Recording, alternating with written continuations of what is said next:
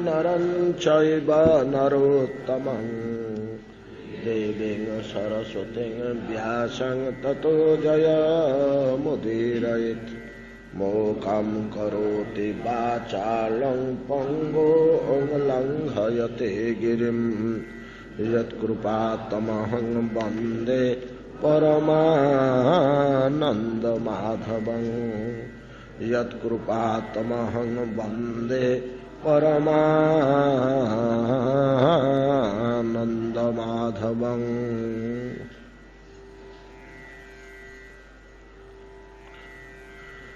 द्रक्ष्यामि नूनं शुकपोलनासिकं स्मितावलोकारुणकञ्जलोचनं मुखं मुकुन्दस्य कुडालकावृतं प्रदक्षिण मे प्रचरन्ति वै मृगाः अप्यद्य विष्णोर्मनुजत्वम् ईयुष भारावताराय भुवो निजेच्छया लावण्यधाम्नो भवितोपलम्भनं मह्यं न स्यात् फलम् अंजसादृशः ज इक्षिताहं रहितोऽप्यशतशतो स्वतेजसा पास्ततमोभिदाभ्रमः सोमायया त्वनरचितैस्तदीक्षया प्राणाख्यधीभिः सदनेष्वभीयते यस्याखिलानि बहभिः सुमङ्गलैः अर्वाचो विमिश्रा गुणकर्मजन्मभिः प्रीणन्ति शुभन्ति पुनन्ति वै जगत् जास्तत विरक्ता सब शोभनामताः।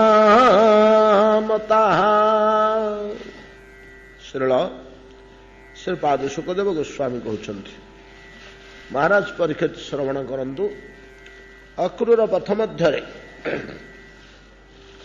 बहुदृष्टि भागवत स्मरण करी करी गोकुल अभिमुखे अग्रगति करुछन्ति।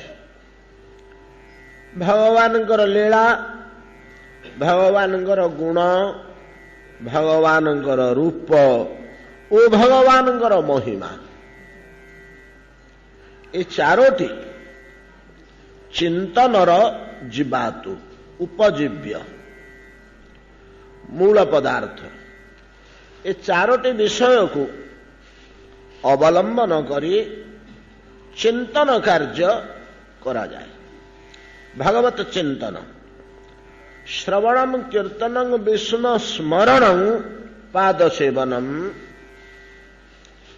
भगवानଙ୍କର कथा शुणिबा पे पथे के कहा जाइछे। शुणी शुणी शुणी शुणी चित्तवृत्ति भगवान प्रति आकृष्ट हेले जहाँ शुणा जाई थाए सेगुड़ी मुह दे उद्गार होए कहवा को मन हुए। जहाँ कान शुणा जाई थाए सेगुड़ी अन्य मान आगे कहवा को बड़ सुख लगे से एक परितृप्ति जात है। श्रवण काल जो सुख बोध होउथला भगवत कथा श्रवण करी भगवान का कथा श्रवण कले अंतःकरण में गोटे सुख बोध होए तो होए सेटा इंद्रियगत सुख नुहे मनोगत सुख मध्य नुहे प्राणगत व बुद्धिगत सुख मध्य नुहे आत्मार सुख जोड़ा वास्तव सुख सुख कहले आत्मार सुख कहे सुख कह जाए। मन बुद्धि इंद्रिय प्रभृतिंगर जो सुख से सुख तो क्षणस्थायी ये सुख ठीक सुख नुहे। जे ही संस्पर्शजा भोगा दुख जो नय एवते इंद्रिय मान माध्यम जो सुखटा आम संग्रह करू इंद्रिय मान माध्यम सुखटा केमती संग्रह हुए कि बाहर आसे सुखटा भितर बसे केमती बाहर कौट आसे ना जे ही संस्पर्श जा भोगा ଭୋଗା ସୁଖା ଭୋଗ କହିଲେ ସୁଖ। ସେ ସୁଖଟା କୋଉଠୁ ଆସିଲା ନା ବାହାରୁ ଆସିଲା। କେମିତି ବାହାରୁ ଆସିଲା ନା ସଂସ୍ପର୍ଶ ଯା। ସେ କୋଉଠୁ ଜାତ ହେଲା ସେ ସୁଖ ନା ସଂସ୍ପର୍ଶରୁ। କାହା ସାଥିରେ କାହାର ସ୍ପର୍ଶ ହେଲା ହୋ ନା ଦୃଶ୍ୟ ସାଥିରେ ନୟନର ସ୍ପର୍ଶ ହେଲା, ଶବ୍ଦ ସାଥିରେ ଶ୍ରବଣର ସ୍ପର୍ଶ ହେଲା, ବସ୍ତୁ ସାଥିରେ ସ୍ପର୍ଶର ଛୁଇଁମା ସ୍ପର୍ଶ ହେଲା, ତାକୁ ସଂଯୋଗ ହେଇଗଲା ନାଇଁ କି। ରସ ସାଥିରେ ଜିହ୍ବାର ସ୍ପର୍ଶ ହେଲା, ଲୁଣି ଖଟା ରାଗ ଇତ୍ୟାଦି ସବୁ ଖାଦ୍ୟ ପଦାର୍ଥ ସହିତ ମିଠା ପ୍ରଭୃତି ଖାଦ୍ୟ ପଦାର୍ଥ ସହିତ ଜିହ୍ବା ସ୍ପର୍ଶ କଲା। ଜିହ୍ବାକୁ ଲଡୁଟି କି ଲୁଣଟି କି ଲଙ୍କାଟି କି ଲେମ୍ବୁଟି ସ୍ପର୍ଶ ନ କଲା ପର୍ଯ୍ୟନ୍ତ ଜଣାପଡୁଛି କି ତାର ସ୍ୱାଦ। ସେଥିରୁ ସୁଖ କି ଦୁଃଖ ଯାହା ଅନୁଭବ ହେଉଛି ସେଟା ସ୍ପର୍ଶ ନହେଲା ପର୍ଯ୍ୟନ୍ତ ଜଣାପଡୁନି। ଶବ୍ଦଟା କାନରେ ନ ପଡିଲା ପର୍ଯ୍ୟନ୍ତ ଜଣାପଡୁନି। ଗାଢ ନିଦରେ ଆମେ ଶୋଇଥିଲା ବେଳେ ଜଣେ ଲୋକ କେତେ ଗାଳି ଦଉଛି ଆମକୁ କିଛି ଜଣା ପଡିଲାନି। ନିଦ ଭାଙ୍ଗିଲା ପରେ ଆମେ ଚେତା ଥିଲାବେଳେ ଯଦି ପଦେ କଡ଼ାକିରି କହିଦେଲା ଆମକୁ ବାଧୁଛି ଅନ୍ତଃକରଣକୁ, ସ୍ପର୍ଶ ହେଇଗଲା କର୍ଣ୍ଣ ସହିତ। ଗାଢ ନିଦରେ ଶୋଇଥିଲା ବେଳେ କର୍ଣ୍ଣ ସହିତ ତାର ସ୍ପର୍ଶ ହେଇନି କିମ୍ବା ବହୁ ଦୂରରେ ଗାଳି ଦଉଛି ଆମେ ଶୁଣିନେ, ଆମକୁ ସ୍ପର୍ଶ ହଉନି। ଏଗୁଡାକୁ ସଂସ୍ପର୍ଶ ଜାତ ଭୋଗ କହନ୍ତି। ଏଗୁଡାକ ବାହାରୁ ଆସିକିରି ଭିତରକୁ ପଶେ। କେତେ ଗୁଡେ ଜିନିଷ ଅଛି ଯୋଉଗୁଡାକୁ ଇନ୍ଦ୍ରିୟକୁ ସୁଖ ଲାଗେ। ଆତ୍ମ ପ୍ରଶଂସା ଶ୍ରବଣ, ମଧୁର ମଧୁର ଖାଦ୍ୟ ଜିହ୍ବାରେ ଗ୍ରହଣ, ଅତ୍ୟନ୍ତ ଚନ୍ଦନ ଅଗୁରୁ ପ୍ରଭୃତିର ସୁଗନ୍ଧ ନାସିକାରେ ଗ୍ରହଣ, କୋମଳ ସ୍ନିଗ୍ଧ ମନୋରମ ପଦାର୍ଥର ସ୍ପର୍ଶ, ଏଥିରେ ସବୁ ଏଗୁଡାକୁ ସଂସ୍ପର୍ଶ କୁହାଯାଏ। ଇନ୍ଦ୍ରିୟ ସହିତ ଇନ୍ଦ୍ରିୟାର୍ଥର ଏଗୁଡାକୁ ଇନ୍ଦ୍ରିୟାର୍ଥ କୁହାଯାଏ। এই ଜିନିଷ ଗୁଡାକ ଯୋଉଟା ବାହାରେ ତାକୁ ଇନ୍ଦ୍ରିୟାର୍ଥ କୁହାଯାଏ ବା ଭୋଗ୍ୟ ବସ୍ତୁ କୁହାଯାଏ। ଭୋଗ୍ୟ ବସ୍ତୁ ସହିତ ଇନ୍ଦ୍ରିୟର ସ୍ପର୍ଶର ଯୋଉ ସୁଖଟା ଜାତ ହୁଏ ସେଟା ବାହାରୁ ଆସେ। ଭୋଗ୍ୟ ପଦାର୍ଥ ଗୁଡା ବାହାରେ ବିଛେ ହେଇକି ରହିଛି, ଭର୍ତ୍ତି ହେଇକିରି ବ୍ରହ୍ମାଣ୍ଡ ଭିତରେ। ଯୁଆଡେ ଦେଖିଲେ ସିଆଡେ ଭୋଗ୍ୟ ପଦାର୍ଥ ବିଛେଇକି ରଖିଛନ୍ତି ଭଗବାନ। ମାୟା ତାର ପସରା ସଜାଡି ଦେଇଛି। ଜୀବକୁ କହୁଛି ଭୋଗ, ଭୁଞ୍ଜ, ଯାହା ଭୋଗ କରେ। ଆମେ ବିଚରଣ କରୁଛେ, ସେ ଭିତରେ ଆମେ ବିଚରଣ କରୁଛେ। ମାୟାର ରଚିତ ଭୋଗ୍ୟ ପଦାର୍ଥ ଯେ ବିଶ୍ୱରେ ବିଛେଇ ହେଇକି ରହିଛି, ମାୟାର ଯୋଉ ପସରା, ସେ ପସରା ଭିତରେ ଆମେ ଇନ୍ଦ୍ରିୟ ମାନଙ୍କୁ ଚରଉଛେ। ଇନ୍ଦ୍ରିୟ ମାନଙ୍କୁ ଚରଉଛେ ବୋଲି କୁହାଉଛି। ଯେମିତି ପଡିଆରେ ଗୋରୁ ଚରନ୍ତି, ଏଠୁ ପଳେ ସେଠୁ ପଳେ ସେଠୁ ପଳେ ସେଠୁ ପଳେ, କିନ୍ତୁ ଆମ ଇନ୍ଦ୍ରିୟ ମାନେ ମାୟାର ରଚିତ ବିରାଟ ଭୋଗ୍ୟ ପସରାରୁ ଏଠୁ ମେଞ୍ଚେ ସେଠୁ ମେଞ୍ଚେ ସେଠୁ ମେଞ୍ଚେ ସେଠୁ ମେଞ୍ଚେ ଚରି ଚରି ବୁଲୁଛନ୍ତି। ଇନ୍ଦ୍ରିୟ ଚାରଣ କୁହାଯାଏ ସେଥିପାଇଁ କି ଇନ୍ଦ୍ରିୟ ଚାରଣ। ଯାହା ହଉ, ଏ ଯୋଉ ବାହାରୁ ଯୋଉ ସୁଖଟା ଆସେ ଆମେ ସେଟାକୁ ସିନା ସୁଖ ବୋଲି ବୁଝୁ, ସେଟା କୁଆଡେ ଭ୍ରମ। ଆମର ଯୋଉ ପୂର୍ବ ଶ୍ଲୋକରେ ଭଗବାନଙ୍କର ମହିମା ଗାନ କଲାବେଳେ ଅକ୍ରୂର ଚିନ୍ତା କଲେ ଭିଦା ଭ୍ରମ ବୋଲି ଦୁଇଟା ଶବ୍ଦ ଆସିଲା। ଭେଦ ଆଉ ଭ୍ରମ, ଏଗୁଡା କୁଆଡେ ଭ୍ରମ। ଏଗୁଡାକ ଆମକୁ ସୁଖ ଭଳିଆ ଭ୍ରମବଶତଃ ଜଣା ପଡୁଛି। ବାହାରେ ଯୋଉ ଭୋଗ୍ୟ ପଦାର୍ଥ ଆମେ ସଂଗ୍ରହ କରୁଛୁ, ଧନ ପୁତ୍ର ଯୌବନ ରୂପ ସାମ୍ରାଜ୍ୟ ବିଳାସ ନାଇଁ କି, ଆହାର ନିଦ୍ରା ଇତ୍ୟାଦି ସବୁଥିରୁ ଯେ ପ୍ରଚୁର ସୁଖ ଭୋଗ ହଉଛି ବୋଲି ଆମେ ଭାବୁଛୁ, ଏଗୁଡା କଣ ପ୍ରକୃତରେ ସୁଖ ନୁହେଁ। ଯେ ହି ସଂସ୍ପର୍ଶ ଯା ଭୋଗା ଦୁଃଖ ଯୋନ ବୋଧେ। ଏଇ ଶ୍ଲୋକଟାକୁ ଆମେ ବେଶୀ ଥର ଆଲୋଚନା କରୁଛେ ଗୀତାର। ପ୍ରତି 8 ଦିନ 15 ଦିନରେ ଥରେ ଟାଣି ଉଟାଣି ହେଇକି ଆସୁଛି। କେମିତି ମୂଲ୍ୟବାନ ବସ୍ତୁଟିଏ, ଏଟା ଆମର ମର୍ମସ୍ଥ ହୋଇଯିବା ଦରକାର। ଏଗୁଡାକ ଦୁଃଖଜନକ, କୌଣସି ସମୟରେ ସୁଖଜନକ ନୁହେଁ। ଇଏ ଗୋଟେ ଅଲଗା ସୁଖ। ଇଏ ସବୁ ସୁଖ ଇନ୍ଦ୍ରିୟଗତ ଜାଗତିକ ସୁଖ ବାଦେ ଆଉ ଗୋଟେ ସୁଖ ଅଛି ଯାହାର ସନ୍ଧାନ ଆମେ ଏପର୍ଯ୍ୟନ୍ତ ପାଇନେ। କାଁ ଭା କିଏ କେମିତି ଜାଣିଥିବେ ଶୁଣିଥିବେ କାନରେ ଟିକେ, କିନ୍ତୁ ଉପଲବ୍ଧି କାର ହେଇନି। ଭିତରୁ ଗୋଟେ ଆନନ୍ଦ ବାହାରେ, ଭିତରୁ ଗୋଟେ ଆନନ୍ଦ ବାହାରେ। ଆତ୍ମାରୁ ସେଟା ନିର୍ଗତ ହୁଏ। ଏଗୁଡା ବାହାରୁ ଯାଇ ଭିତରେ ପଶେ। ଏଇ ବାହ୍ୟ ସୁଖ ଗୁଡାକ ବାହାରୁ ଯାଇକରି ଭିତରେ ପଶେ, କିନ୍ତୁ ଭିତରୁ ଗୋଟେ ସୁଖ ବାହାରେ। ଭିତରୁ ଯେ ସୁଖ ବାହାରେ ସେ ଆତ୍ମରୁ ବାହାରିବ। ଆତ୍ମରୁ ବାହାର କରି ଆନନ୍ଦରେ ପ୍ଳାବିତ କରିଦେବ ପ୍ରଥମେ ବୁଦ୍ଧିକି, ତାପରେ ମନକୁ, ତାପରେ ଇନ୍ଦ୍ରିୟ ମାନଙ୍କୁ, ତାପରେ ଦେହକୁ। ଦେହ ମନ ପ୍ରାଣ ଇନ୍ଦ୍ରିୟ ବୁଦ୍ଧି ଏମାନେ ସମସ୍ତେ ଆନନ୍ଦରେ ଭରପୁର ହୋଇ ଉଠିବେ। ସେ ଆନନ୍ଦଟା ଗୋଟେ ନିଆରା ଆନନ୍ଦ, ଗୋଟେ ଅଲଗା ଆନନ୍ଦ। ଏ ବାହ୍ୟ ଆନନ୍ଦ ଭଳିଆ ସେଟାକ ଦୁଃଖଦାୟୀ ନୁହେଁ। ସେ ଆନନ୍ଦ ବେଳକୁ ବେଳ ବଢିଲେ ଆଉ ମୁନି ଋଷିମାନେ କହୁଛନ୍ତି, ଆରେ ପିଲାମାନେ ରେ, ଏଇ ଯୋଉ ବାହାର ଆନନ୍ଦ ତମେ ଭୋଗ କରୁଛ, ଏ ଆନନ୍ଦ ବର୍ଷ 6 ମାସ ଭୋଗ କଲା ପରେ ତୋର ଛେତିକାର ବେଳେ ଝାଡା, କେତେ ସବୁବେଳେ ଏଗୁଡା ଖାଇବ ହୋ, ଏଡା ଆଉ ଦରକାର ନାହିଁ, ଏ ଭାବ ଆସିବ। ବାହ୍ୟ ଆନନ୍ଦ ଆମେ ଯଦି ଯଥେଷ୍ଟ ମାତ୍ରାରେ ଭୋଗ କରିବା,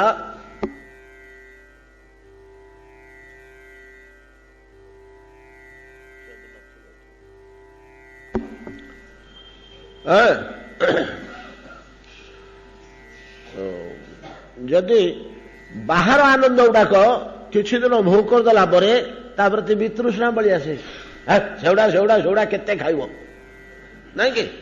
ଥରେ ଅଧେ ଆମେ ଆଲୋଚନା କରିଛେ ପରା, ରସଗୋଲା ସବୁଠୁ ଆମର ବଡ ପ୍ରିୟ, ବଡ ଉତ୍ତମ ଖାଦ୍ୟ ବୋଲି ଆମେ ତାକୁ କହୁଛେ। ଭାରି ଲୋଭ ଆମର ଖାଇବାକୁ।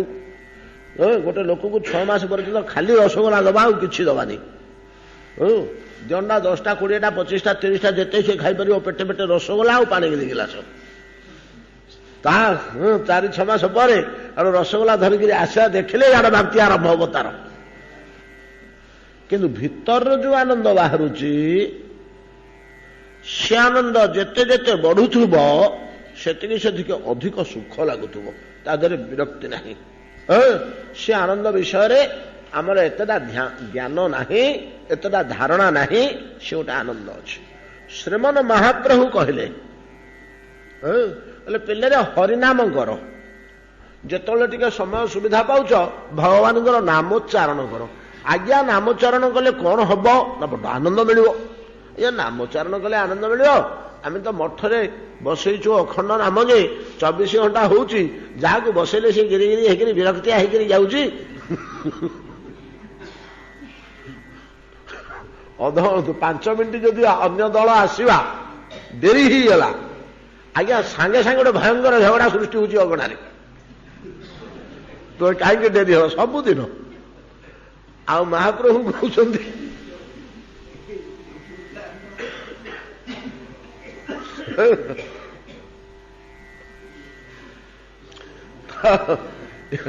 କିନ୍ତୁ ମହାପ୍ରଭୁ କହିଲେ ନାଇଁ ନାଇଁ, ସେଇଟା ଠିକ କଥା ନୁହେଁ, ସେଇଟା ତମମାନଙ୍କର ଅନ୍ୟ କୌଣସି ଦୋଷ ରହିଯିବାରୁ ଏଇଭଳିଆ ହଉଛି।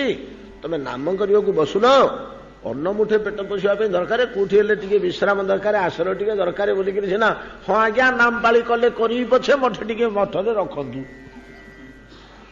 କୋଉଥିପାଇଁ ସେ ବସିଲା? ନା ଏଟା ତାର ଅନ୍ନ ମୁଠେ ଆଉ ଆଶ୍ରୟ ଟିକେ ପାଇଁ ବୋଲି ସେ ନାମ କରିବାକୁ ଯାଇଛି, ନାମର ଆନନ୍ଦ ପାଇଁ ଯାଇନି। ଯଦି କେହି ନାମର ଆନନ୍ଦ ପାଇବି ବୋଲି ନାମ କରେ, ତାହେଲେ ସେ ନା ଆନନ୍ଦଟା ପାଇବ। ଯିଏ ଅନ୍ନ ପାଇଁକି ବୋଲିକିରି ନାମ କରୁଛି, ସେ ଅନ୍ନ ପାଉଛି, ଅନ୍ନ ପାଇବାରେ ଅସୁବିଧା ନାହିଁ। ତ ଶ୍ରୀମନ୍ ମହାପ୍ରଭୁ କହିଲେ, ବଡ ସୁନ୍ଦର କଥାଟିଏ କହିଛନ୍ତି। 8ଟି ଶ୍ଲୋକ ଚୈତନ୍ୟ ମହାପ୍ରଭୁ କହିଛନ୍ତି, ତାଙ୍କର ନିଜର ମୁଖ ଉକ୍ତି ମାତ୍ର 8ଟି ଶ୍ଲୋକ, ଆଉ କିଛି ଗ୍ରନ୍ଥ ନାହିଁ, କିଛି ନାହିଁ। ତାଙ୍କର ଅନୁଚର ଗୋସ୍ୱାମୀ ମାନେ ବିରାଟ ବିଶାଳ ବିଶାଳ ଅନନ୍ତ ଗ୍ରନ୍ଥ ରଚନା କରି ଯାଇଛନ୍ତି। 32 କୋଟି ଗ୍ରନ୍ଥ ରଚନା କରି ଯାଇଛନ୍ତି ସେମାନେ। କିନ୍ତୁ ମହାପ୍ରଭୁ ଶିକ୍ଷା ଦେଇକରି ସେମାନଙ୍କୁ ଗ୍ରନ୍ଥ ରଚନା କର କହିଛନ୍ତି ସିନା, ନିଜେ 8ଟି କଥା କହିଛି। ଏ 8ଟି ଭିତରେ ସବୁତକ ସନାତନ ଧର୍ମ ଭର୍ତ୍ତି ହେଇଯାଇଛି, ଆଉ କିଛି ଅଲଗା ନାହିଁ। ୟା ଭିତରେ ସବୁତକ ଭର୍ତ୍ତି ହେଇକି ରହିଛି, ପ୍ରତ୍ୟେକ ଅଙ୍ଗ 8ଟି ଭିତରେ ରହିଛି। ତାର ପ୍ରଥମ ଶ୍ଲୋକଟି ହେଲା, ଚେତୋ ଦର୍ପଣ ମାର୍ଜନଂ ଭବ ମହାଦାବାଗ୍ନି ନିର୍ବାପନମ୍ ଶ୍ରେୟ କୈରବ ଚନ୍ଦ୍ରିକା ବିତರಣଂ ବିଦ୍ୟାବଧୂ ଜୀବନମ୍ ଆନନ୍ଦାಂ ବୁଦ୍ଧି ବର୍ଦ୍ଧନଂ ପ୍ରତିପଦ ପୂର୍ଣ୍ଣାମୃତା ସ୍ୱାଦନଂ ସର୍ବାତ୍ୱ ସ୍ନପନମ୍ ପରମ ବିଜୟତି ଶ୍ରୀକୃଷ୍ଣ ସଂକୀର୍ତ୍ତନମ୍। ଏ ଜଗତରେ ଯେତେ ଭଜନ ସାଧନ ଅଛି, ଭଗବାନଙ୍କର ନାମ ସଂକୀର୍ତ୍ତନ ପରମ ବିଜୟତି। ଏଇଟା ସବୁବେଳେ କାହିଁ ଅଫ୍ କରିଦଉଛ? ରେ ଡିସଚାର୍ଜ ହେଇଯାଉଛି ନା କଣ ହଉଛି?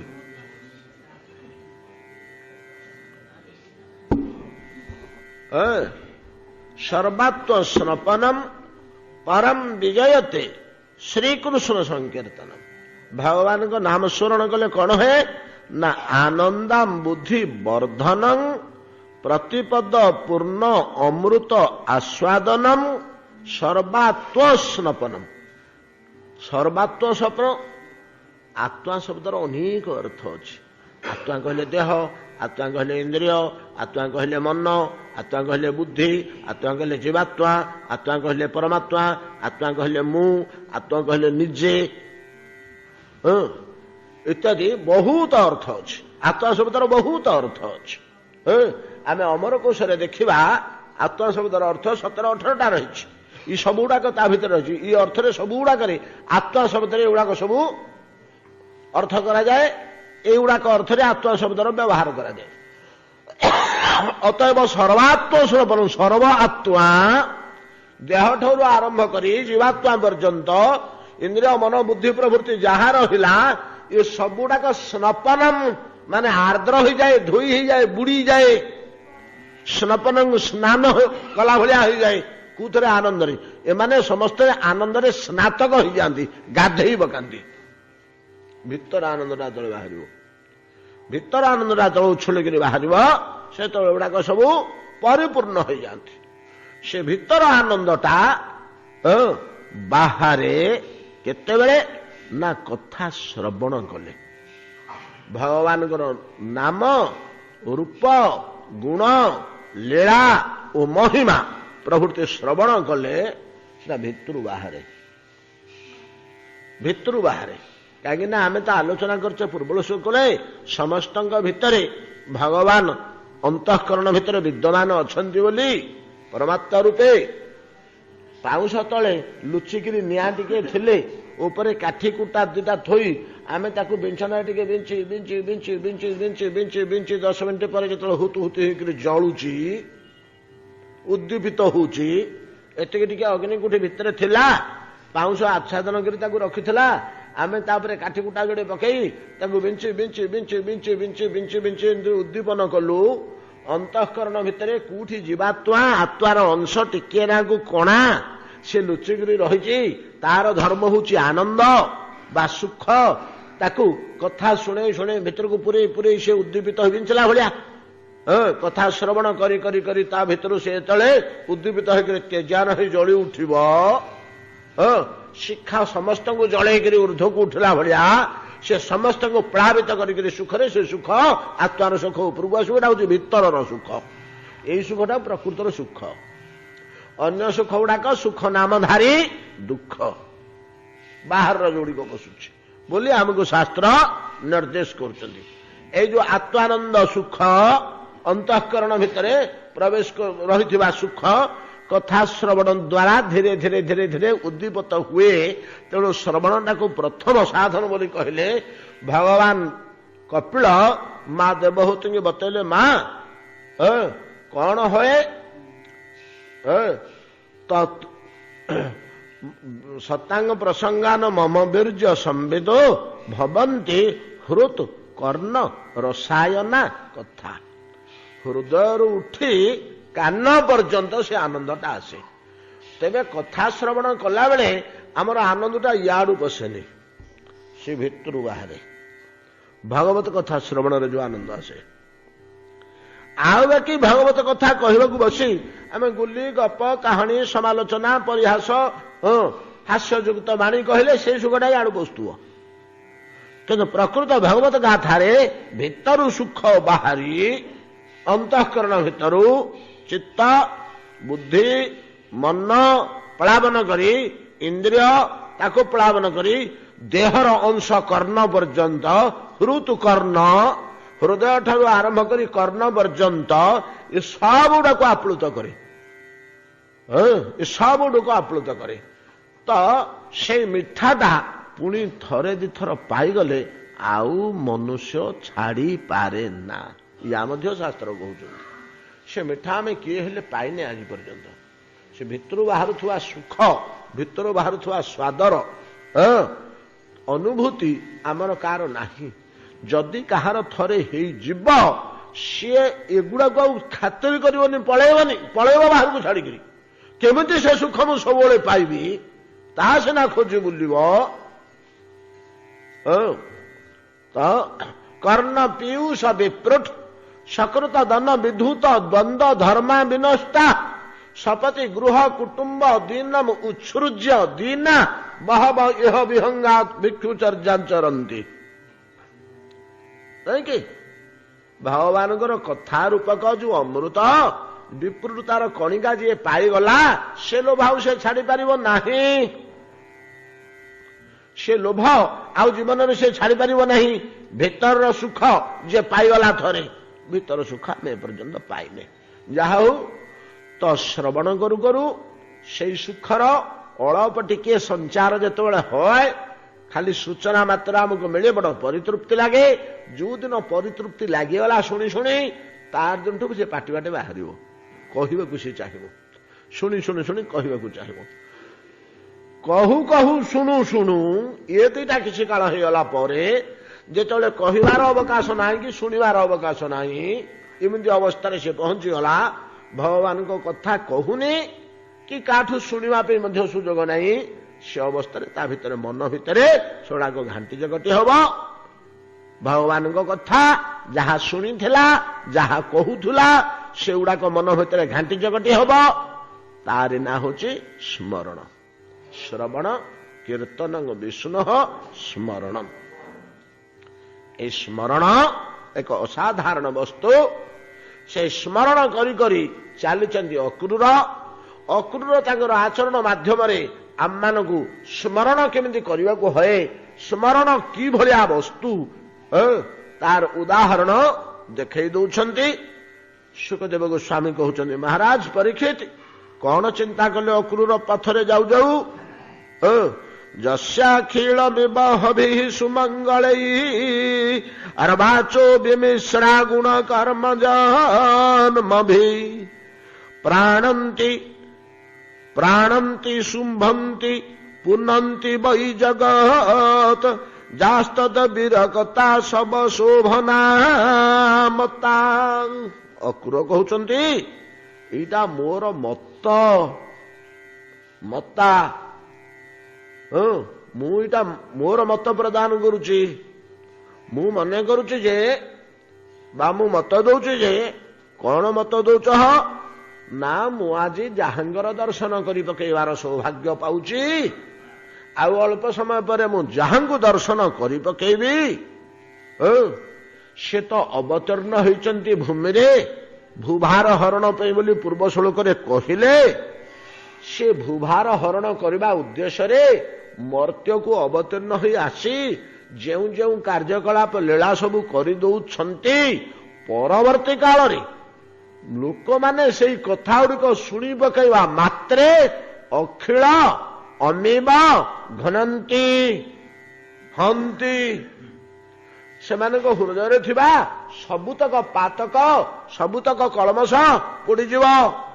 ଅଖିଳ ଅମୀବ ଅମୀବ ପାତକ କଳମସ ମନ୍ଦ ଜିନିଷ ଗୁଡାକ ହୃଦୟ ଭିତରୁ ହନ୍ତି ନିଧ୍ରାନ୍ତି ବିନାଶ ହେଇଯିବ। ସବୁ ଜଳି ପୋଡ଼ିଯିବ ସବୁ ଭସ୍ମଜାତ ହେଇଯିବ।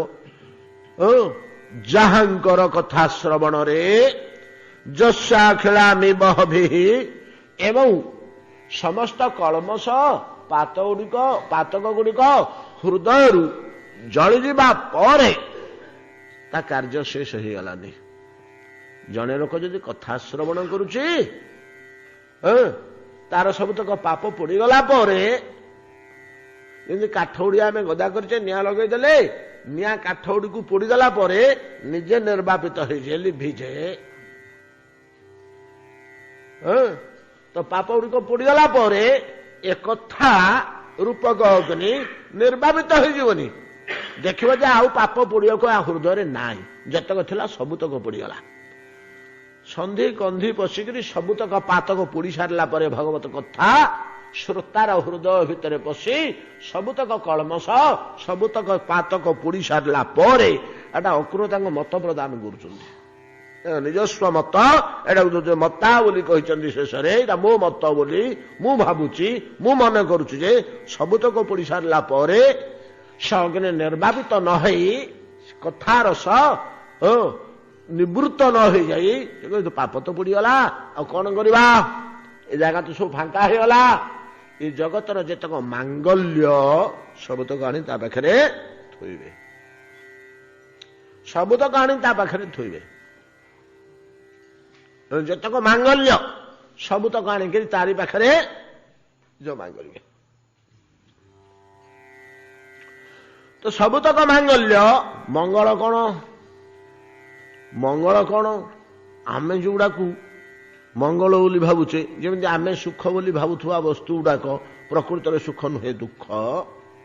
ଏଗୁଡାକ ଆମେ ଭ୍ରମରେ ସୁଖ ବୋଲି ଭାବୁଛେ।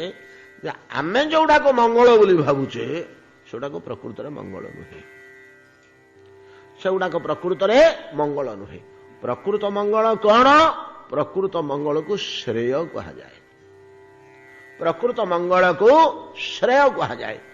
ଶ୍ରେୟ ଆମେ ବହୁତ ଥର ଆଲୋଚନା କରୁଛେ। ଉତ୍ତମ ଶ୍ରେୟ, ମଧ୍ୟମ ଶ୍ରେୟ, ଅଧମ ଶ୍ରେୟ। ଅଧମ ଶ୍ରେୟରେ, ଅଧମ କହିଲେ ନିକୃଷ୍ଟ, ଅଧମ ଅର୍ଥଟାକୁ ଆପଣ ବିକୃତ କରିବେନି। ଆମର ବିକୃତ ଭାବରେ ଅଧମ କହିଲେ ତ୍ୟାଜ୍ୟ, କୁଚ୍ଛିତ, ଘୃଣ୍ୟ, ନାଇଁ ସେମିତି ନୁହଁ। ଜ୍ୟେଷ୍ଠ କନିଷ୍ଠ ଯେମିତି, କିନ୍ତୁ ପ୍ରାଥମିକ ମଙ୍ଗଳ ଜୀବର ପ୍ରଚୁର ଧନ ଆସିବ, ପ୍ରଚୁର ସୌଭାଗ୍ୟ ଆସିବ, ପ୍ରଚୁର କ୍ଷମତା ଆସିବ। ନାଇଁ, ଏଗୁଡାକ ମଙ୍ଗଳ ନୁହଁ, ଏଗୁଡାକ ଅମଙ୍ଗଳ ଗୁଡାକ। ଏଗୁଡା ସବୁଗୁଡାକ ଅମଙ୍ଗଳ ଗୁଡାକ। ଏମାନେ କେହି ମଙ୍ଗଳ ଦେଇପାରିବେନି, ଏମାନଙ୍କର ମଙ୍ଗଳ ଦେବାର କ୍ଷମତା ନାହିଁ। ଏଗୁଡା ଶ୍ରେୟ ଭିତରେ ଯିବେନି। ଆଉ ନା ଏଗୁଡାକ ପ୍ରେୟ, ଏଗୁଡାକ ପ୍ରେୟ, ଆମକୁ ପ୍ରିୟ ଲାଗୁଛି, ଏଗୁଡାକୁ ଆମକୁ ପ୍ରିୟ ଲାଗିବା ଜିନିଷ। ଶ୍ରେୟ ଆଉ ପ୍ରେୟ ୟାର ଭିତରେ ଆମର ଆଲୋଚନା ହେଇଛି। ଶ୍ରେୟ କାହାକୁ କୁହାଯାଏ? ଯିଏ ଆମର ଆତ୍ମାକୁ ବଳିଷ୍ଠ କରିବ, ଉଦ୍ବୁଦ୍ଧ କରିବ, ପ୍ରସନ୍ନ ରଖିବ, ସତ୍କାର୍ଯ୍ୟରେ, ସତ ଜୀବନରେ, ସତ ଚିନ୍ତନରେ ଆମକୁ ନିରନ୍ତର ଭର୍ତ୍ତି କରାଇବ। ଏଗୁଡାକ ତ ଛୋଟ ଚିନ୍ତା ଆଣିଦେବେ, ଏଗୁଡା ତ ଛୋଟ ଚିନ୍ତା ଆଣିଦେବେ। ଧନ କଣ ମଙ୍ଗଳ? ଅମଙ୍ଗଳ। ଧନ କଣ ଦିଏ? ଧନ କଣ ଦିଏ? ଦର୍ପ। ଧନ ଦିଏ ଦର୍ପ, ଗର୍ବ, ଆଧିପତ୍ୟ। ପ୍ରଚୁର ଧନ ହେଇଗଲେ ସେ ଲୋକ ଧରାକୁ ସରା ଜ୍ଞାନ କରେ। କେତେଟା ଲୋକ ଆମେ ପାଇବା ପ୍ରଚୁର ଧନ ଥାଇକିରି ମଧ୍ୟ ତାର ଗର୍ବ ନାହିଁ, ସେ କାହାକୁ ଖାତିର କରିବନି। ଧନ ତ ୟା ଦିଏ, ଆଉ କଣ? ପ୍ରଚୁର ଯଦି ହେଇଗଲା ଧନ, ସେ ୟା ଦିଏ। ଆମର ଧନ ବା ପ୍ରୟୋଜନ କଣ? ତ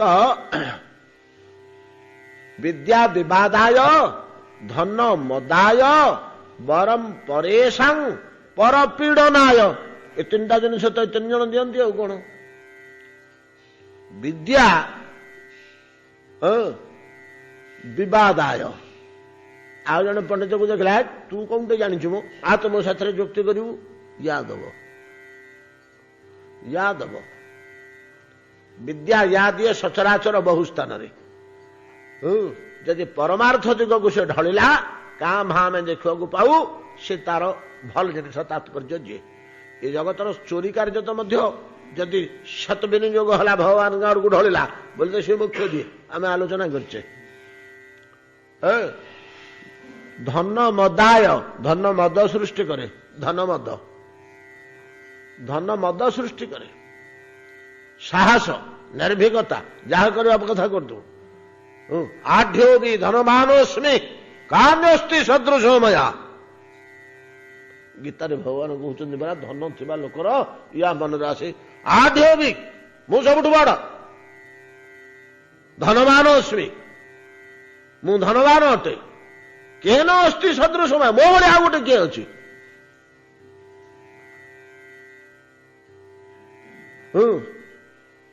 ଏତ୍ୟଜ୍ଞାନ ବିମୋହିତା, ଅଜ୍ଞାନ ବିମୋହିତ କରାଇ ଦିଏ ଧନ ବୋଲି କହୁଛନ୍ତି ଗୀତାରେ, ଭଗବାନ ନିଜେ କହୁଛନ୍ତି। ଆଢ୍ୟୋ ଭି ଧନବାନୋସ୍ମି କାନୋସ୍ତି ସଦୃଶ ମୟା ଯକ୍ଷେ ଦାସ୍ୟାମି ବୋଧିଷ୍ୟେ ଇତ୍ୟଜ୍ଞାନ ବିମୋହିତା। तो आमे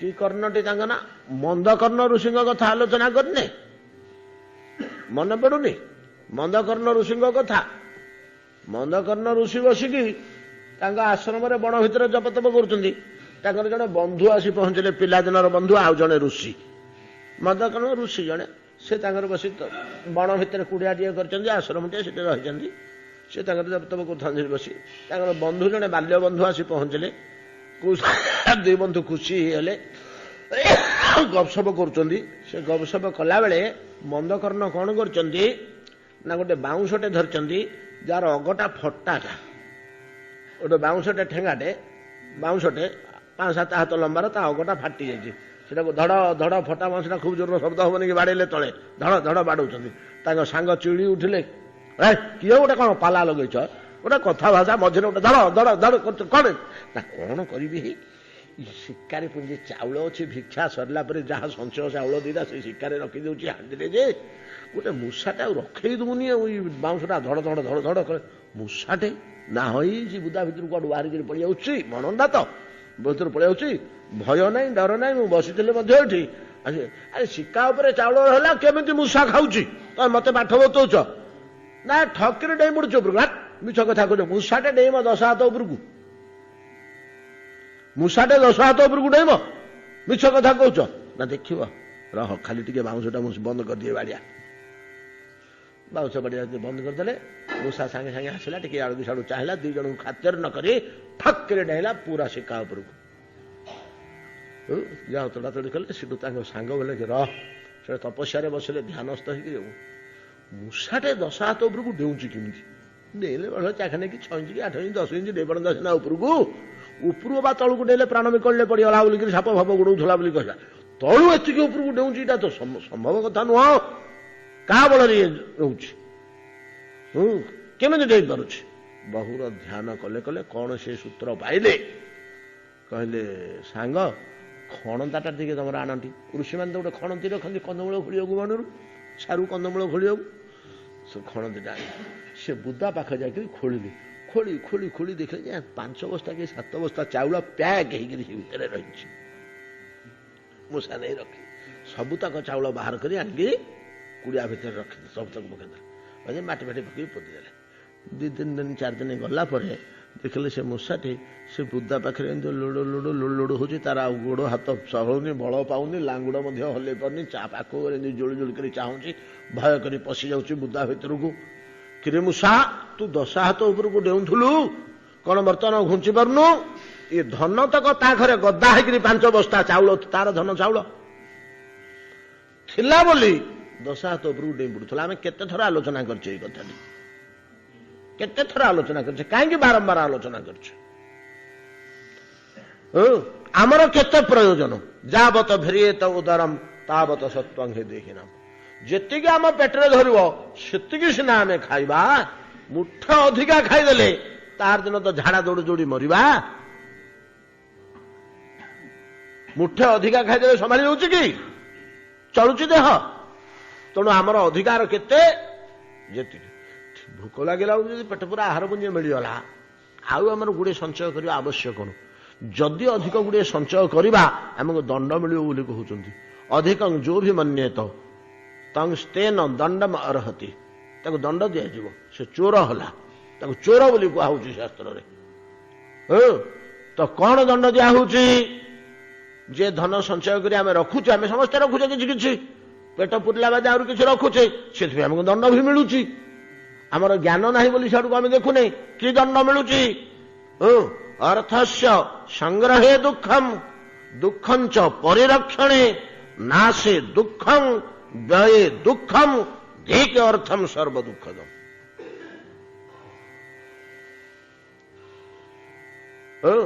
अर्थ बल अर्थर आदाय कला बेलू दुख संग्रह कला बेलू दुख घरे थोला बेलू दुख किए नहीं जीव कि धार मागिब कि देखीदब कि मो पाखे केते अच्छी कबाटा बंद न करी किए हेले बाग से भिटौची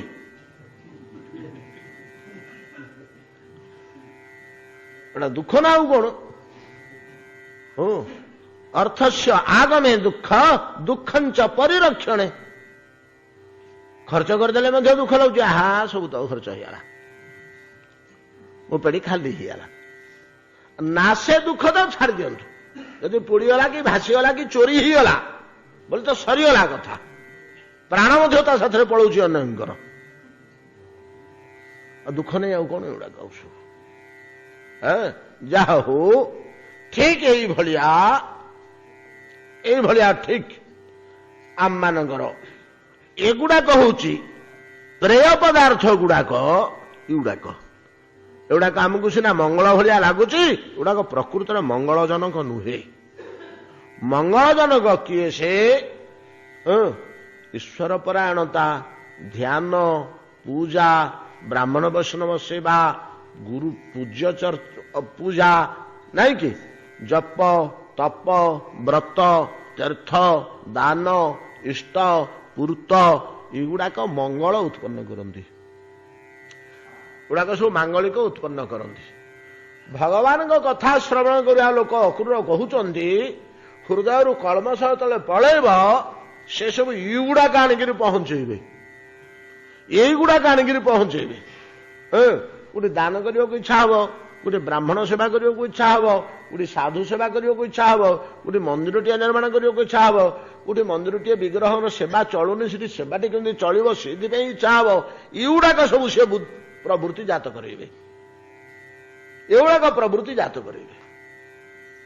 ଭାଗବତ କଥା ଶ୍ରବଣ ସମସ୍ତ ଅମୀବ ହୃଦୟରୁ ଜାଳି ସାରିଲା ପରେ ନିର୍ବାପିତ ନ ହୋଇ ଅଗ୍ନି ଭଳିଆ ମାଙ୍ଗଳିକ ବ୍ୟବସ୍ଥା କରିବେ ତା ପାଇଁ ଲୋକ ପାଇଁକି, ଯୋଉଥିରେ ଆମର ମଙ୍ଗଳ ହବ, ତ୍ୟାଗଜନକ, ସେବାଜନକ, ପରମାର୍ଥଜନକ।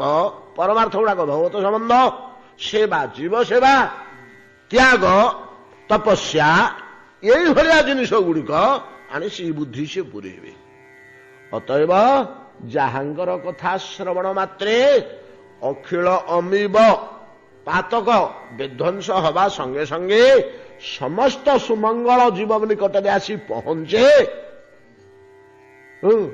ଆମେ ମଙ୍ଗଳ ବୋଲିକରି ଯୋଉଗୁଡାକ ଭାବୁଛେ ସେଗୁଡାକ ମଙ୍ଗଳ ନୁହେଁ। ପ୍ରକୃତରେ ମଙ୍ଗଳ ସେଗୁଡାକରେ ହଉନି। ଆମକୁ ଏ ସ୍ୱର୍ଗକୁ ହେଲେ ନବ କି? ସ୍ୱର୍ଗକୁ ମଧ୍ୟ ନବନି ଆଜ୍ଞା। ଗୋଟେ ପ୍ରତିଷ୍ଠା, ପଦବୀ, ଧନ ସମ୍ପଦ, ମୃତ୍ୟୁ ପରେ ହିଁ ଖାଲି ଛି ଛି ଶୁଣେଇବ ଆମକୁ। ଶବ ଯାଉଥିବ, ଲୋକେ ଛି ଛି କରୁଥିବେ ଦିପଟେ ଛିଡା ହେଇକିରି, ୟା କରେଇଦବ। ଏସବୁ ଜିନିଷ ଗୁଡା ୟା କରେଇଦବ ଏବଂ ଅନେକ ପ୍ରକାରର ମନ୍ଦ କର୍ମ କରିବାର ସୁଯୋଗ ଆଣିକିରି ପହଞ୍ଚବ। ଏଇସବୁଗୁଡା କ୍ଷମତା, ପଦବୀ, ସମ୍ପଦ, ଅନେକ ପ୍ରକାରର ମନ୍ଦ କର୍ମ କରିବାକୁ ଆଣି ସୁଯୋଗ ସବୁ ଆଣି ପହଞ୍ଚେଇବ। ଆଉ ଟାଣି ନବ ସେ ଭିତରକୁ ଧୀରେ ଧୀରେ ମୋହ। ଯାହା ହଉ ଆମେ ଆଉ ବେଶୀ ସମୟ ସେ ଭିତରୁ ଯିବାନି। ଏଗୁଡାକ ପ୍ରକୃତରେ ମଙ୍ଗଳ ନୁହେଁ। ପ୍ରକୃତରେ ମଙ୍ଗଳ ଯୋଉଥରେ ହଏ, ସେ ପ୍ରକୃତ ମଙ୍ଗଳ ଜିନିଷ ଗୁଡ଼ିକ ଗୋଟିଏ ସୁଯୋଗ ଆଣିକିରି ହରି କଥା ଆପେ ପହଞ୍ଚେଇବ। ଯୋଉଥିରେ ଆମର ଆତ୍ମାର ବାସ୍ତବ କଲ୍ୟାଣ ହବ। ଯସ୍ୟାଖିଳମିବାହବି ସୁମଙ୍ଗଳୈ ଅର୍ବାଚୋ ବିମିଶ୍ରା ଗୁଣ କର୍ମଜନ୍ମଭି। ଅକ୍ରୂର କହୁଛନ୍ତି, ଆମେ ପଚାରିଲେ ଅକ୍ରୂରଜୀ ଆପଣଙ୍କ କଣ ମତୁଟା କହିବେ ବୋଲି କହୁଥିଲେ, ସେ କଥା ନକି ଆମକୁ କଣ ଭୁଆଁ ବୁଲଉଛନ୍ତି ଇଆଡେ ସିଆଡେ ସବୁ ପୁରାଣ ଭିତରେ। ଆପଣଙ୍କ ମତ କଣ କହିଦିଅନ୍ତୁ ତ। ନା ମୋର ମତ ଏହା କି ଏ ଜଗତରେ ବାଚୋ, ବାଣୀ, ବାଗବିଳାସ ବହୁତ ପ୍ରକାରର ଅଛି। ବହୁତ ପ୍ରକାରର ସୁନ୍ଦର ସୁନ୍ଦର କାବ୍ୟ, ସୁନ୍ଦର ସୁନ୍ଦର କବିତା, ସୁନ୍ଦର ସୁନ୍ଦର ବାକ୍ୟ ନାଇଁ କି, ମହାନ ମହାନ ବାକ୍ୟ ସବୁ ରହିଛି। ନାନା ଗୁଣରେ ପରିପୂର୍ଣ୍ଣ, ନାନା ସାହିତ୍ୟରେ ପରିପୂର୍ଣ୍ଣ। ବାକ୍ୟର ଗୁଣ ଗୁଡାକୁ ଆମେ ସାହିତ୍ୟ କହୁ। ନାନା ଅଳଙ୍କାରରେ ପରିପୂର୍ଣ୍ଣ, ନାନାବିଧ ବାକ୍ୟ ସବୁ ରହିଛି, ଧ୍ୱନି ସବୁ ରହିଛି, ଶୁଣିବାକୁ ବଡ ସୁଖକର ବୋଧ ହେ। କିନ୍ତୁ ଯଦି ତା ଭିତରେ ଏହାଙ୍କର ଗୁଣ, ଲୀଳା, ରୂପ, ମହିମାର ବର୍ଣ୍ଣନା ନାହିଁ ବାକ୍ୟମାନଙ୍କରେ, ଏ ବାକ୍ୟମାନଙ୍କରେ ଯଦି ନାହିଁ, ଅତି ଉତ୍କୃଷ୍ଟ ଅତ୍ୟନ୍ତ ମନୋରମ ସୁନ୍ଦର ବାକ୍ୟ, ବଡ଼ ସୁନ୍ଦର ଭାଷା, ବଡ଼ ସୁନ୍ଦର ଜାତି ଜମକ, କିନ୍ତୁ ଭଗବାନଙ୍କ କଥା ନୁହଁ, ଭଗବାନଙ୍କ କଥା ନୁହଁ। ଭଗବାନଙ୍କ କଥା ବିହୀନ ହେଇଯାଇଛି। ଯେଉଁ ବାକ୍ୟ ମାନଙ୍କରେ ଭଗବାନଙ୍କର ଲୀଳା ରୂପ ନାମ ମହିମା ପ୍ରଭୃତି ମିଶି ଯାଇଛି ସେଇ ବାକ୍ୟ ଗୁଡ଼ିକ ଅର୍ବାଚୋ ବିମିଶ୍ରା ଗୁଣ କର୍ମ ଜନ୍ମଭି, ସେ ବାକ୍ୟ ଗୁଡ଼ିକ କଣ କରନ୍ତି ନା ପ୍ରାଣନ୍ତି ଶୁମ୍ଭନ୍ତି ପୁନନ୍ତି ଚ ବଇ ଜଗତ, ବଇ ସର୍ବୋତ ଭାବରେ ଏ ଜଗତଟାକୁ ଜୀବମାନଙ୍କୁ, ଜଗତଟାକୁ କହିଲେ ଜୀବମାନଙ୍କୁ କିଏ ବଞ୍ଚେଇକିରି ରଖିଛି? ପ୍ରାଣନ୍ତି, ୟା ଭିତରେ ପ୍ରାଣ ସଞ୍ଚାର କିଏ କରୁଛି? ଜୀବନ ସଞ୍ଚାର କିଏ କରୁଛି? ସେଇ କଥା କେବଳ ବିବଳ ଭଗବାନଙ୍କ କଥା ୟାକୁ ଜୀବନ ସଞ୍ଚାର କରୁଛି, ବଞ୍ଚେଇକିରି ରଖିଛି। ଭଗବାନଙ୍କ କଥା, ଲୀଳା କଥା, ମହିମା କଥା, ରୂପ ଗୁଣର କଥା ଯଦି ଟୋଟାଲି ଆମେ ଆଇନ କରିକିରି ବନ୍ଦ କରିଦେବା, ଯଦି ବନ୍ଦ କରିଦେବା ଏ ଜଗତଟି ମରିଯିବ, ସାଙ୍ଗେ ସାଙ୍ଗେ ମରିଯିବ। ଯେମିତି ଆହାର ଆମ ଦେହଟାକୁ ବଞ୍ଚାଇକିରି ରଖିଛି, କିନ୍ତୁ ଭଗବତ କଥା ଜଗତଟାକୁ ବଞ୍ଚେଇକିରି ରଖିଛି ବୋଲି ମୋର ମତ। ଅକୁର କହୁଛନ୍ତି ଜଗତଟାକୁ ବଞ୍ଚେଇକି ରଖିଛି ଭଗବାନଙ୍କ କଥା। ଭଗବାନଙ୍କ କଥା ଟୋଟାଲି ପୁରାପୁରି ଭାବରେ ଯଦି ବନ୍ଦ ହୋଇଯିବ ଜଗତ ମୃତ ହୋଇଗଲା। ଏମିତିକା ଘଟଣା ପୂର୍ବେ ଘଟିଛି, ଏମିତିକା ଘଟଣା ପୂର୍ବେ ଘଟିଛି। ଏଇଥିପାଇଁ ଭଗବାନଙ୍କୁ ଅବତୀର୍ଣ୍ଣ ହେବାକୁ ପଡୁଛି। ଯେତେବେଳେ ତାଙ୍କର ଲୀଳା କଥା ବିସ୍ତୃତ ହେବାକୁ ବସୁଛି, ଏ ଦୁଷ୍ଟ ଦୁରାଚାର ଅସୁର ମାନେ ଯେତେବେଳେ ପୃଥିବୀର ବିଶ୍ୱର ଦାୟିତ୍ୱ ନେଉଛନ୍ତି, ଶାସନ ଭାର, ସତ୍କର୍ମ ଗୁଡାକୁ ରୋକି ଦେଉଛନ୍ତି, ସତ୍କର୍ମ ଗୁଡାକ ଉପରେ ନାନା କଟକଣା ଲାଗୁ କରୁଛନ୍ତି। ଦି ତିନି ପୁରୁଷ ଗୁଡା ବନ୍ଦ ହୋଇଗଲା ପରେ ତା ପରବର୍ତ୍ତୀ ପୁରୁଷ ଭୁଲି ଯାଉଛନ୍ତି, ତା ପରବର୍ତ୍ତୀ ପୁରୁଷ ଭୁଲି ଯାଉଛନ୍ତି। ଭୁଲି ଗଲେ ଭଗବାନଙ୍କୁ ଆସିବାକୁ କହୁଛି ନୂଆ କରି ସ୍ଥାପନ କରିବାକୁ, ନାଇଁ କି? ନୂଆ କରି ସ୍ଥାପନ କରିବାକୁ ଆସିବାକୁ କହୁଛି। ଯୋଉ ଗୀତାରେ ଭଗବାନ କହିଲେ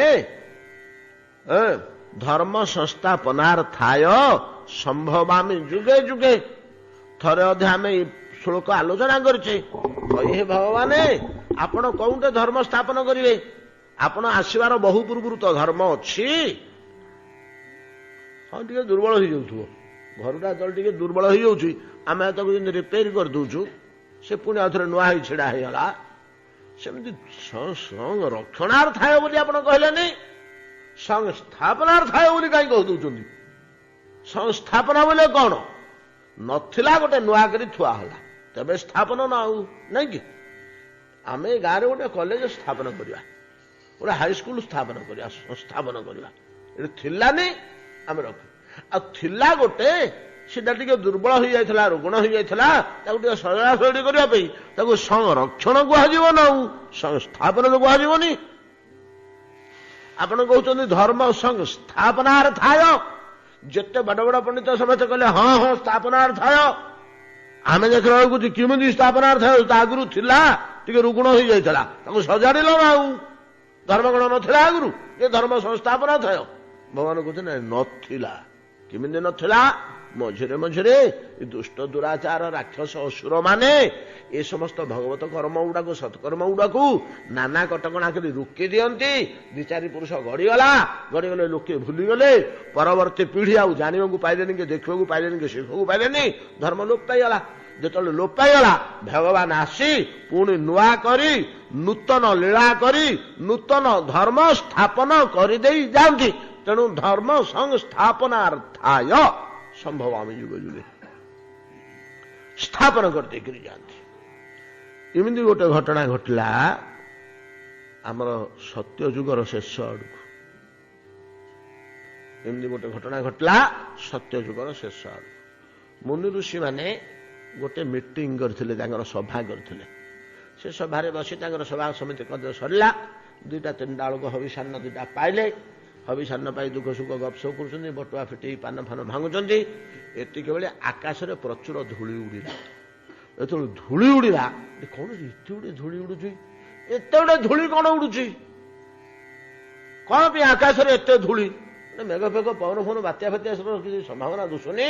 ଗୋଟା ତ ତ୍ରିକାଳଜ୍ଞ ଥିଲେ, ସେଥିରୁ ଗୋଟେ ଜଣ କହିଲେ ଦେଖରେ ପିଲେ ତ କାଲି ଆଜି ଯାଇଥିଲେ ଋଷିମାନଙ୍କ ଭିତରେ, ବୁଢ଼ାମାନେ କହିଲେ ଦେଖରେ ପିଲେ କାହିଁକି ଏତେ ଧୂଳି ଉଡ଼ୁଛି? ବସିଗଲେ ସେମାନେ ଧ୍ୟାନସ୍ଥ ଅବସ୍ଥାରେ, ସମାଧିତ ଅବସ୍ଥାରେ। ତ୍ରିକାଳଜ୍ଞ ଋଷି ଗୁଡ଼ା ତ ସେମାନେ ଯେତେବେଳେ ପଳାନ୍ତି ନିତ୍ୟ ସ୍ତରକୁ ତାଙ୍କୁ ସବୁ ଜଣା ପଡ଼ିଯାଏ। ଆଖି ବେଲିକି କହିଲେ ଆଜ୍ଞା, ଲକ୍ଷ ଲକ୍ଷ ଦସ୍ୟୁ ଘୋଡ଼ାରେ ଚଢ଼ିକିରି ଯାଉଛନ୍ତି, ଲକ୍ଷ ଲକ୍ଷ ଦସ୍ୟୁ ଘୋଡ଼ାରେ ଚଢ଼ିକିରି ଯାଉଛନ୍ତି। ଘୋଡ଼ାର ପାଦରେ ବାଜି ନଦୀ କୂଳ ଦେଇକିରି ଚଳେ ଯାଉଛନ୍ତି। ପ୍ରଚୁର ନଈକୂଳିଆ ଧୂଳି ଆକାଶକୁ ଉଠୁଛି। କଣ ହେଲା ଏତିକି ଧୂଳି ଆକାଶକୁ ଉଠୁଛି? ଏତିକି ଦସ୍ୟୁ ଉତ୍ପାତ ହୋଇଛନ୍ତି। ଦସ୍ୟୁ ଗୁଡ଼ା କଣ କରିବେ? ଯୁଆଡ଼େ ପଶିବେ ମୂଳପୋଛ କରିନେବେ, ନାଇଁ କି? ଧାନ ସମ୍ପତ୍ତି ଲୁଟ କଲେ, କାଟିଲେ, କାହାର ଗୋଡ଼ ଭାଙ୍ଗିଲେ, କାହାର ହାତ ହାଣିଲେ, କାହାର ମୁଣ୍ଡ ହାଣିଲେ, କାହାକୁ ମାଇଲେ, କାହାକୁ ଗଲେ। ଯୋଉ ଗାଁ ଭିତରେ ପଶିକିରି ପାର ହୋଇ ଆର ପଟକୁ ଗଲେ ଲକ୍ଷ ଲକ୍ଷ ଦସ୍ୟୁ। ଆମେ ତ ସେଗୁଡ଼ା କେହି ଆଉ ଭୋଗ କରୁନେ। ୟା ପୂର୍ବରୁ ସେ ବର୍ଗୀ ଫର୍ଗୀ ଏମିତି ସବୁ ଆସିକିରି ପୁଣି ଲୁଟପାଟ କରନ୍ତି ପଶ୍ଚିମ ଭାରତଟାରେ। ଆମର ଇଆଡ଼କୁ ସେତିକି ସେ ଝାମଲା ନଥିଲା। ଆସିଥିଲା ଆମର ପଶ୍ଚିମ ପଟେ ଥିବା ସମ୍ବଲପୁର ପର୍ଯ୍ୟନ୍ତ ଆସିଥିଲା। ବଲାଙ୍ଗୀର ସମ୍ବଲପୁର ପର୍ଯ୍ୟନ୍ତ ଘାସ ବାଜିଛି ଛତିଶଗଡ଼ ପାର ହେଇକିରି। ଆଉ ଇଆଡ଼କୁ ଆମର ଉପକୂଳ ଆଡ଼କୁ ଆସିପାରିନି। ତେଣୁ ଆମେ ବଡ଼ ସୁଖରେ ବଞ୍ଚି ଯାଇଛେ ଜଗନ୍ନାଥଙ୍କ ପାଦ ତଳେ ପଡ଼ିଛେ ବୋଲି। ଆପଣ ଦେଖିବେ ବଲାଙ୍ଗୀରିଆ ଆଉ ସମ୍ବଲପୁରିଆ ସ୍ତ୍ରୀ ଲୋକମାନେ ଏଡ଼ିକି ଏଡ଼ିକି ଖଡୁ ହାତରେ ବାହିରେ ଲଗେଇଥିବେ। ତା ନାଁ ହଉଛି ବନ୍ଦାରିଆ, ଆଉ ଗୋଟାକ ନାଁ ହଉଛି ଗୁଞ୍ଜରିଆ। ସେ ଦିଟା ଅଳଙ୍କାରର ନାଁ, ବନ୍ଦାରିଆ ଆଉ ଗୁଞ୍ଜରିଆ। ଏତିକି ବଡ଼ ଖଡୁଟେ ହାତରେ ଲଗେଇଥିବେ, ଯୋଉଟା 2 କିଲୋ ଓଜନ ହବ। ତା ଦେହରେ ଆଜ୍ଞା ଏଡ଼ିକି ଏଡ଼ିକି କଣ୍ଟା ବାହାରିକି ରହିଥିବ, ଏଡ଼େ ଏଡ଼େ କଣ୍ଟା। ଦେଖିଛନ୍ତି? ଆଜିକାଲି ଆଉ କେହି ପିନ୍ଧୁନାହାନ୍ତି। ଏଡ଼େ କଣ୍ଟା ତା ଦେହରୁ ବାହାରିକି ରହିଥିବ, କମଳା ଗଛର କଣ୍ଟା ଭଳିଆ ଲମ୍ବା ଲମ୍ବା ତୀକ୍ଷ୍ଣ କଣ୍ଟା। ସେ ଖଡୁର ଚାରିପଟାକ କଣ୍ଟା ଥିବ। ଏଇଠି ଯୋଉଟା ପିନ୍ଧନ୍ତି ତା ନାଁ ହଉଛି ଗୁଞ୍ଜାରିଆ, ଏଇଟା ଯୋଉଟା ପିନ୍ଧନ୍ତି ତା ନାଁ ହଉଛି ବନ୍ଦାରିଆ। କାହିଁକି ଗୁଡାକ ପିନ୍ଧନ୍ତି? ଦସ୍ୟୁମାନଙ୍କର ଆକ୍ରମଣରୁ ଆତ୍ମରକ୍ଷା ପାଇଁ କେବଳ। ଅନ୍ତତଃ ଏଇଥିରେ ଆଘାତ କଲେ ନିଜର ଇଜ୍ଜତ ବଞ୍ଚେଇ ଦେବେ। ଏଭଳିଆ ଅବସ୍ଥା କାଲି ଥିଲା ଅଳ୍ପ ଦିନ ତଳେ। ଏ ଦସ୍ୟୁ ମାନେ ଯାହା ପଶୁ, ମୁନି ଋଷିମାନଙ୍କର ଚିନ୍ତା ପଡ଼ିଗଲା କି କଣ ହେଲା, କାହିଁକି ଦସ୍ୟୁ ଉତ୍ପାତ ହେଲେ ରାଜ୍ୟରେ? ଦସ୍ୟୁ ଉତ୍ପାତ କଣ? କିଏ ରାଜା ଅଛି ରେ ବର୍ତ୍ତମାନ? ନା ଆଜ୍ଞା ବେଣ। ଚାଲ ରାଜା। ମୁନି ଋଷିମାନେ ଗଲେ ଦୌଡ଼ିକିରି, କେମିତି ଜଗିଥିଲେ ସମାଜକୁ, ସେମାନେ ଧର୍ମକୁ ରକ୍ଷା କରୁଥିଲେ। ବର୍ତ୍ତମାନର ମୁନି ଋଷିମାନେ ଖାଲି ମଠ ମଠ ହଉଛନ୍ତି। ଧର୍ମ କଥା କିଏ ପଚାରୁଛି? ଯାହା ଯାଇ ପହଞ୍ଚିଗଲେ। ବେଣ ରାଜାଟେ ନା, ରାଜାର ମର୍ଯ୍ୟାଦା, ସେମାନେ ତ ମର୍ଯ୍ୟାଦାବନ୍ତ। ବେଣ କଣ କେମିତି ଅଛ? ନା କେମିତି ଅଛି ଦେଖିପାରୁନ କି? କେମିତି ଅଛି କଣ?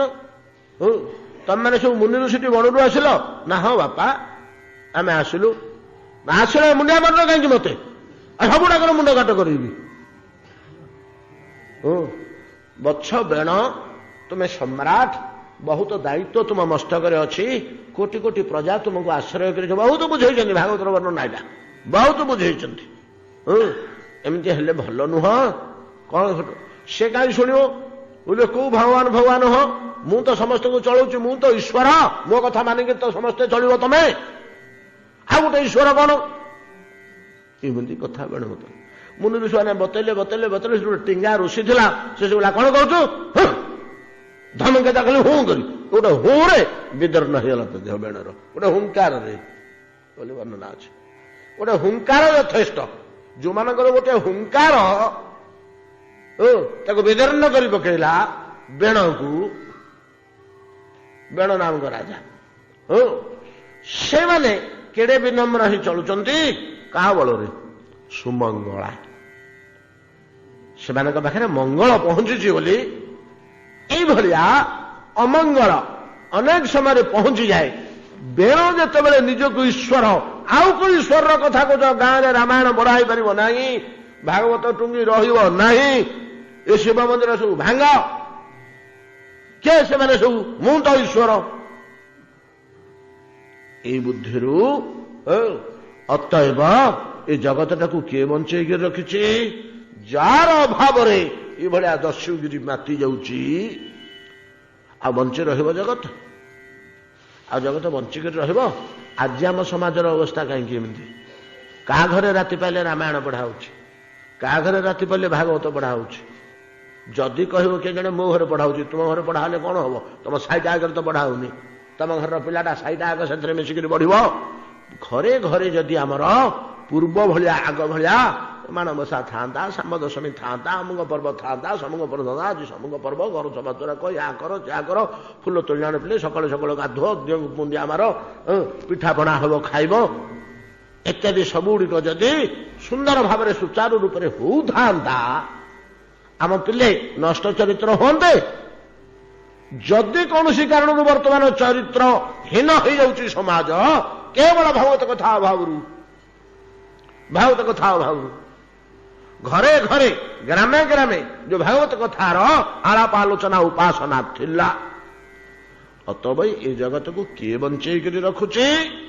ଯେମିତି ପ୍ରାଣନ୍ତି, ପ୍ରାଣ ସଞ୍ଚାର କରୁଛି ଜଗତକୁ ଭାଗବତ କଥା। ଅକୁର କହୁଛନ୍ତି, ଭାଇମାନେ ମୋର ମତ ଯେ ଖାଲି ପ୍ରାଣ ସଞ୍ଚାର କରୁନି, ଶୁଭନ୍ତି ଶୋଭମାନ ମଧ୍ୟ କରୁଛି। ଭାଗବତ ଚିନ୍ତାରେ ଆପ୍ଲୁତ ସମସ୍ତ ବ୍ୟକ୍ତି ପରସ୍ପରକୁ ସ୍ନେହ, ମୈତ୍ରୀ, ସହାନୁଭୂତି, ସହାୟତା, ପରୋପକାର, ସମସ୍ତେ ହସ ହସ ମୁହଁରେ ପଦାକୁ ବାହାରୁଛନ୍ତି। ସମସ୍ତଙ୍କ ମୁହଁରେ ଆନନ୍ଦ ଉଲ୍ଲାସ ଅଛି।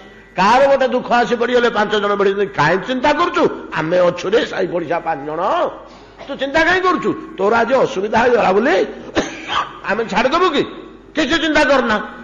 ବଦଳେଇ ଦିଅନ୍ତି ତା ଅବସ୍ଥା, ତା ଅବସ୍ଥାକୁ ବଦଳେଇ ଦିଅନ୍ତି। ଶୁଭ ଭାବ ଭାଗବତ କଥାରୁ ଉତ୍ପନ୍ନ ହୁଏ, ଭାଗବତ ନିଷ୍ଠାରୁ ଉତ୍ପନ୍ନ ହୁଏ। ଶୁଭନ୍ତି ଏବଂ ପୁନନ୍ତି।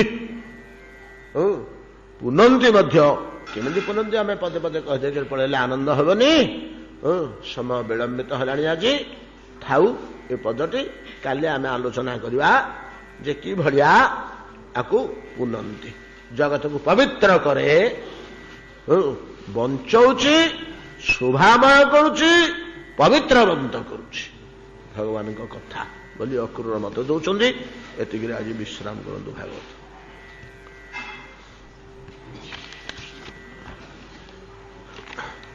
ଶ୍ରୀ ଶ୍ରୀ ଦାମୋଦରାଷ୍ଟକଂ ଶ୍ରୀ ଶ୍ରୀ ଦାମୋଦର ଦେବାୟ ନମୋ ନମଃ।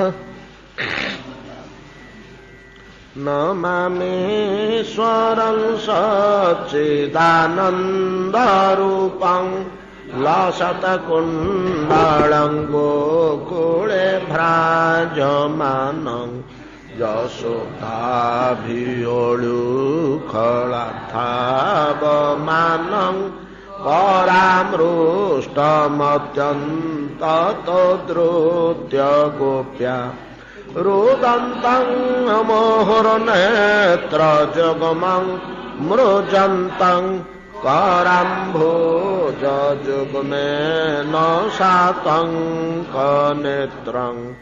मुहुश्वासकम्पत्रिरेखाङ्ककण्ठ स्थिताग्रयेव दामोदरं भक्तिबद्धम् एके द्रोकस्वलीलाभिरानन्दकुण्डे स्वघोषं निमज्जन्तं माख्यापयन्तम् पदीयसितज्ञेषु भक्तेर्जितत्वं पुनः प्रेमतस्तं सतावृत्तिं वन्दे वरं देवमोक्षं न मोक्षावधिं वा न चान्यं वृणेऽहं परेशादपिह इदं देवपूर्णाथ गोपालबालं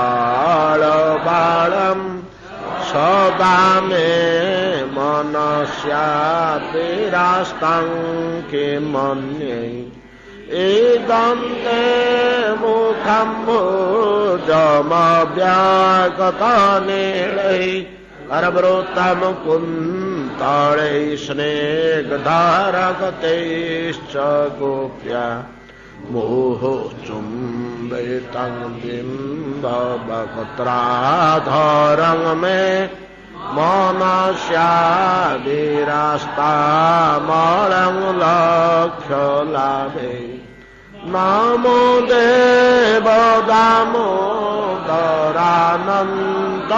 विष्णु प्रसीद प्रभो दुःखज्वालाब्धिमग्नं कृपादृष्टिवृष्ट्या दीनं बतानो गृहाणे समामज्ञमेध्यक्षिदृश्य कुबेरात्मजौबद्धमूर्त्यैव जतवत् त्वया मोचितौ भक्ते भाजौ कृतौ च तथा प्रेम भक्तिं स्वकर्मे प्रयच्छ न मोक्षे ग्रहो मेऽस्ति दामोदरेह नमस्ते स्तुतमने स्फुरदीप्ते धामने त्वदीयो दरायाथ विश्वस्य धामने नमो राधिकायै त्वदीया प्रियायै नमो नन्तलीलाय देवाय तुभ्यं नमो नन्तलीलाय देवाय तुभ्यं नमो नन्तलीलाय देवाय तुभ्यम् इति श्रीपद्मपुराणोक्तं श्री श्री सत्यव्रतमुने प्रोक्तं श्री श्री श्री दामोदराष्टकं संपूर्णं। दामोदराष्टक आमर प्रतिवर्ष ये कार्तिक मासरे स्तव हुए गोटे दिन अर्थ करा जाए कहीं यहाँ तो बड़ा जटिल स्तवटे सब एटा इनडायरेक्ट स्पीच परोक्ष वाक्य परोक्ष वाक्य नहीं कर्तृवाच्य एटा कर्म वाच्य कह जाए कर्तृवाच्य सब गुड़ाक कह श्लोकर भावार्थ गुड़ाक कर्तृवाच्य कर्मवाच्य बोले से गला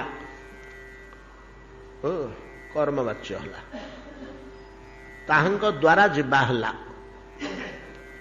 कर्तृवाच्य कर्मवाच्य और कर्तृवाच्य गोटे कर्मर प्रधान रोचे गोटे कर्तार प्रधान प्राधान्य रोचे तो यहाँ कर्तृवाच्य लेखा स्तुति स्तव गुड़ाक कठिन बुझे को असुविधा है यहाँ से भाया गोटे स्तोत्र पूरा आमूलचूल कर्तृवाच्य रचना है तेणु मझे मझे टे प्रति वर्ष गोटे थर आलोचना है परिस्थिति देख आरंभ होते आलोचना करदे अर्थटा बुझीगले आमको सुविधा हो। भजनिताई गौरु राधे श्याम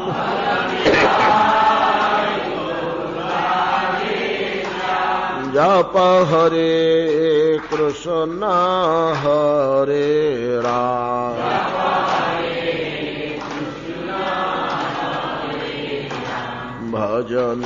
भजनिताई गौरु राधे श्याम जप हरे कृष्ण हरे राम जप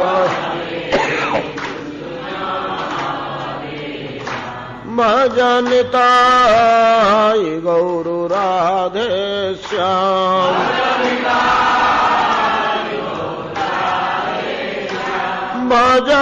भजनिताई गौरु राधे श्याम जप हरे कृष्ण हरे राम जप हरे भजन ताई गौर राधे श्याम निताई गौर जप हरे कृष्ण हरे राम जप हरे जप हरे कृष्ण हरे राम जप हरे जप हरे कृष्ण हरे